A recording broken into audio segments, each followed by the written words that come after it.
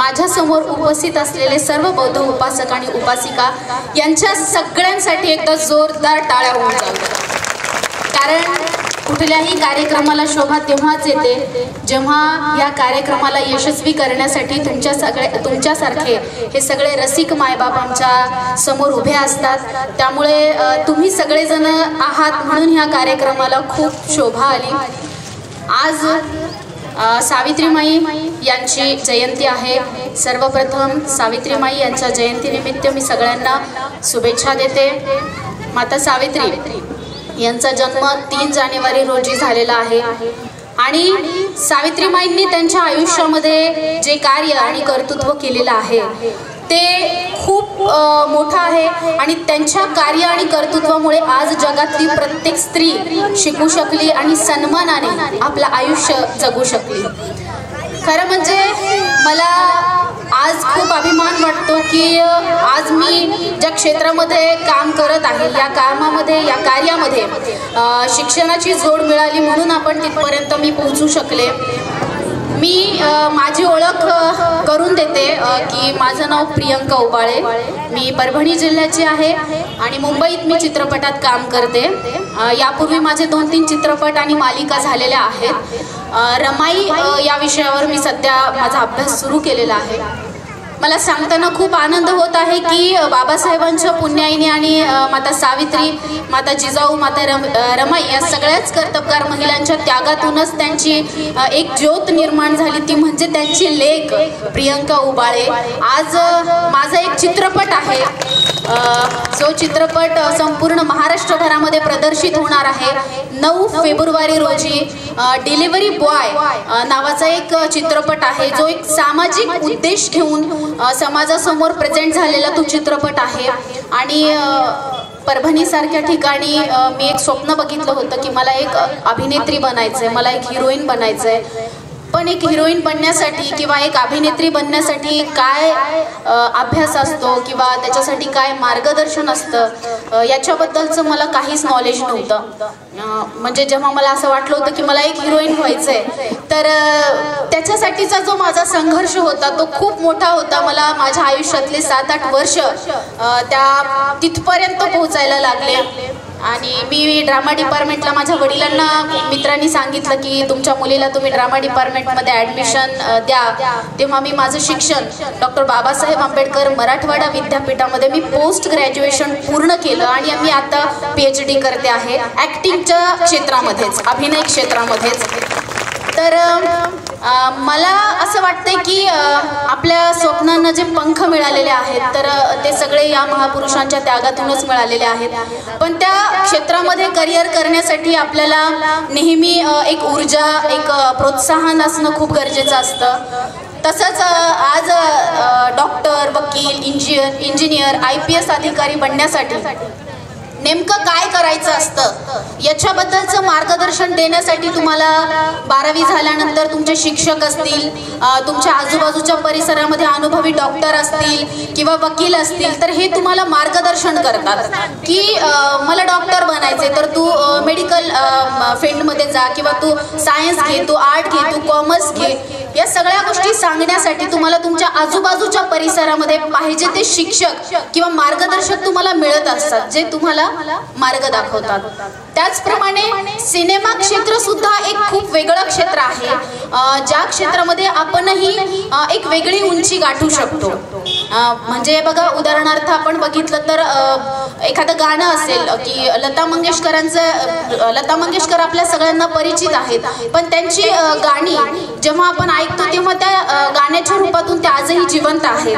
पण असे बरेच कलाकार आहेत की जे आपल्या समाजामध्ये आहेत, आजूबाजूच्या ग्रामीण भागात खेड्यापाड्यामध्ये खूप कलाकार आहेत, पण त्यांना त्या सिनेमा क्षेत्रामध्ये जाण्यासाठीचं जे प्रॉपर मार्गदर्शन आहे तर ते मिळत नाही। तर त्या मुलांना सुद्धा मी माझा एक ॲक्टिंग इन्स्टिट्यूट सुरू केलेला आहे, आई इंटरनॅशनल ॲक्टिंग इन्स्टिट्यूट।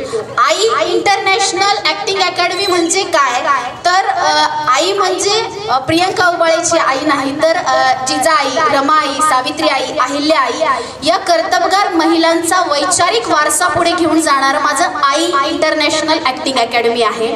जे मी स्थापन केले आणि आजही गोरगरीब मुलांना सिनेमा क्षेत्रामध्ये जाण्यासाठीचं एक छोटंसं मार्गदर्शन मी त्या माझ्या प्रोडक्शनच्या माध्यमातून करत असते.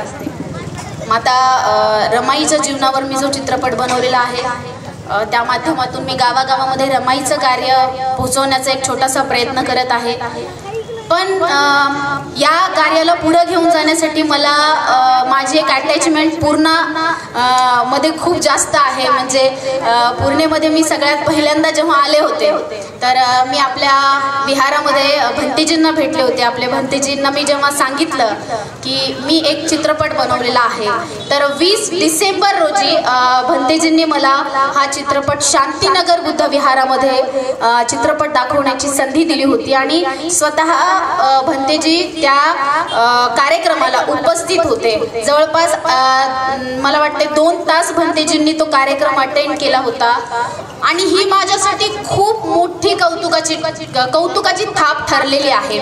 म्हणजे माझी सुरुवात पूर्णा शहरामधून झालेली आहे आणि त्याच्यानंतर माझे असे भव्य दिव्य कार्यक्रम लागले. माझा उद्देश पूर्ण झाला आणि लोकांना मी जे रमाई सांगण्याचं काम करते आहे तर ते हळूहळू माझं स्वप्न साकार होत आहे. त्यामुळे पूर्णाकरांचे मी त्यांच्याबद्दल सगळ्यांबद्दल एक खूप आपुलकी आहे, आदर आहे, प्रेम आहे आणि सगळ्यांचा माझ्यावर जो विश्वास आहे की आपल्या समाजातले एक लेकरू काहीतरी करत आहे तर निश्चितच मी आज या व्यासपीठावर उपस्थित असताना एवढंच सांगू शकते की मी माझ्या शेवटच्या क्षणापर्यंत बाबासाहेबांना अपेक्षित असं कार्य मी करत राहील आणि शेवटपर्यंत हे काम तळागाळातील लोकांपर्यंत पोहोचवण्याचा माझा उद्देश मी पूर्ण करण्यासाठी सतत प्रयत्न करेल. तुमच्या सगळ्यांचं प्रेम आणि आशीर्वाद माझ्या पाठीशी असाच असू द्या. आणि फक्त एकच छोटासा मुद्दा आज मला सांगायचा आहे की आज आपण सगळेजण या कार्यक्रमासाठी उपस्थित राहिलो पण मॅडमनी जसं सांगितलं की मराठी मीडियमच्या शाळा आहेत ज्या बंद होत आहेत ज्याच्यामुळे आपल्या सर्वसामान्य मुलांच्या जीवनावर खूप वाईट परिणाम होत आहे.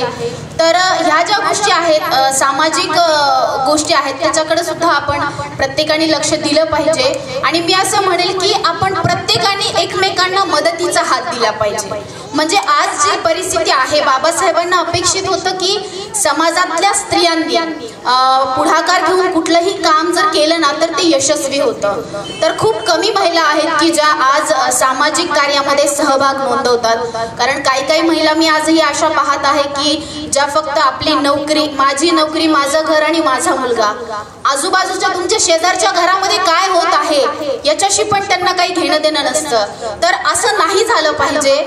आपल्या शेजारच्या घरात सुद्धा एखादं गरीब कुटुंब असेल किंवा एखाद्या मुलाला शिक्षणाची गरज असेल, त्याला शिकण्याची इच्छा आहे पण त्याची परिस्थिती नाही, तर मी असं म्हणेल की जे फायनान्शियली स्ट्रॉंग आहेत, जे लोक नोकरी करतात, तर त्यांनी सावित्रीबाई फुलेच्या जयंतीनिमित्त एक संकल्प घेतला पाहिजे की माझ्या मुलाच्या शिक्षणाबरोबरच माझ्या बाजूच्या एखाद्या स्लम एरियामधल्या गरीब एरियातल्या मुलाच्या शिक्षणाचा एक छोटासा हातभार खर्च मी उचलला पाहिजे. तर आपल्या समाजाची प्रगती खूप चांगल्या प्रकारे होऊ शकते असं मला वाटतंय. आणि हे जे बाबासाहेबांचे विचार आहेत ते आपण खरंच एकमेकांना मदतीचा हात देऊन पुढं नेले पाहिजे एवढं मला वाटतं. आणि आमचे जे कवी आहेत ते शाहीर मेघानंद जाधव, त्यांची एक कविता आहे, त्याच्या 2 लाईन मी फक्त तुमच्यासाठी आज बोलते आणि माझे 2 शब्द मी थांबवते. आमचे शाहीर म्हणतात की शिवबाला जसे घडविले तिने, शिवबाला जसे घडविले तिने तशी जिजाऊ असावी, ज्ञानाचा दिवा घरोघरी लावणारी सावित्री असावी. शिवबाला जसे घडविले तिने तशी जिजाऊ असावी, ज्ञानाचा दिवा घरोघरी लावणारी सावित्री असावी. दुखावलेल्या कोटी दिनांची आई रमाई असावी, दुखावलेल्या कोटी दिनांची आई रमाई असावी. मला जिजाऊ सावित्री रमाई माता तुमच्यामध्ये दिसावी, तुमच्यामध्ये दिसावी. आजच्या या कार्यक्रमाच्या प्रसंगी आपण खूप उत्साहानं माता सावित्रीबाईंची जयंती साजरी करण्यासाठी उपस्थित झालात, त्याबद्दल सगळ्यांचे आभार. आणि मी पाटील ताईंना विनंती करते की त्यांनी 2 मिनिटासाठी मंचावर इथं उपस्थित व्हायला पाहिजे, कारण आजचा जो कार्यक्रम आहे खूप दिवसापूर्वी ताईंचा फोन आला होता की आम्ही असा एक कार्यक्रम आयोजित करत आहोत, ज्या कार्यक्रमासाठी महिला मंडळ, बचत गटाच्या महिला असतील किंवा इतर ज्या महिला मंडळ आहेत, तर त्यांनी सगळ्यांनी मिळून हा कार्यक्रम आयोजित केलेला आहे. तर ताईंसाठी एकदा जोरदार टाळ्या झाल्या पाहिजे. तुम्हाला सांगते की खरं म्हणजे हा जो वैचारिक वारसा आहे बाबासाहेबांनी, ताई, जो वैचारिक वारसा पुढे नेलेला आहे महात्मा फुलेंचा, आणि तो वारसा पुढे घेऊन जाण्याची जबाबदारी तुमची, माझी आणि प्रत्येकाची जबाबदारी आहे. त्यामुळे आज तुमच्यासारख्या सामाजिक कार्यक्रमामध्ये सहभाग घेणाऱ्या महिला ह्या खूप कमी बघायला मिळतात. मला खूप अभिमान वाटला की खूप छान तुम्ही कार्यक्रमाचं आयोजन केलेलं आहे. त्याचबरोबर इथं उपस्थित असलेल्या ज्या आयोजक मंडळींमध्ये महिला असतील त्यांचे पण मी आभार मानते आणि माझ्याकडून ताईचं मी एक छोटंसं स्वागत करते.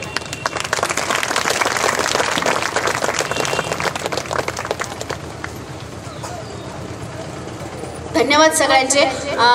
तसेच तुम्ही सगळेजण वेळात वेळ काढून आलात आणि भंतेजींचे पण मनापासून आभार की माझ्या कला क्षेत्रातून मी जे प्रबोधन करण्याचं काम करत आहे. तर आपले उपगुप्त महाधीरो भंतेजी असतील आणि आपले पय्यावंश भंतेजी असतील, तर यांच्या माध्यमातून माझ्या कार्याला सुद्धा उजाळा मिळत आहे. मला एक प्लॅटफॉर्म आणि संधी मिळत आहे माझे विचार गावागावात पोहोचवण्याची. आणि एक इतिहासामध्ये पहिल्यांदाच असं झालेलं आहे की कुठल्या तरी धम्म परिषदेमध्ये एक प्रबोधनाचा म्हणजे रमाईच्या जीवनावरचा चित्रपट दाखवलेला आहे. तर ही माझ्यासाठी खूप मोठी गोष्ट आहे की हजारो लोकांसमोर मला रमाईचं कार्य दाखवण्याची संधी भंतेजींच्या माध्यमातून मिळालेली आहे. आणि अपेक्षा करते की आपण सगळेजण माझा नवीन चित्रपट सुद्धा बघायला थिएटरला नक्की जा, तो पिक्चर बघा. तुमची लेख एका वेगळ्या क्षेत्रामध्ये करिअर पाहू इच्छित आहे आणि त्या करिअरमध्ये मी मुंबईसारख्या ठिकाणी माझं जे टॅलेंट आहे त्या टॅलेंटच्या माध्यमातूनच काम मिळवलेलं आहे. तिथं खूप लोक असे आहेत की ज्यांना म्हणतात ना की गॉड फादर लागतो. कुठल्या पण क्षेत्रामध्ये तुम्हाला करिअर करायचं असेल, सिनेमा क्षेत्रामध्ये, तर गॉड फादर तुमच्या डोक्यावर त्यांचा हात असला पाहिजे असं म्हणतात. की जे पैसे लावतात तेच हिरो असतात किंवा जे खूप श्रीमंत आहेत तेच हिरो हिरोईन बनतात किंवा जे खूप सुंदर आहेत दिसायला तेच हिरो हिरोईन बनतात. पण आज बाबासाहेबाच्या पुण्याईनं मी त्या मुंबईसारख्या ठिकाणी सुद्धा जाऊन स्वतःचं अस्तित्व मी निर्माण करू शकले.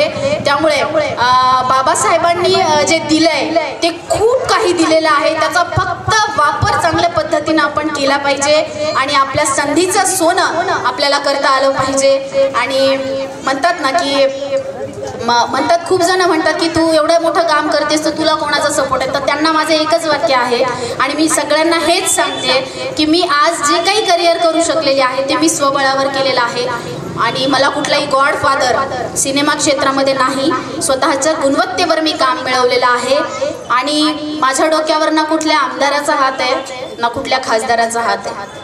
माझ्या डोक्यावर ना कुठल्या आमदाराचा हात आहे ना कुठल्या खासदाराचा हात आहे, पण ज्याचा हात आहे तो सगळ्यांचा बाप आहे. त्या बापाचं काम करते आणि मी थांबते. जय भीम. मला बोलण्याची आयोजकांनी संधी दिली. धन्यवाद. जय भीम. नमो बुद्धाय. खूप छान ताई.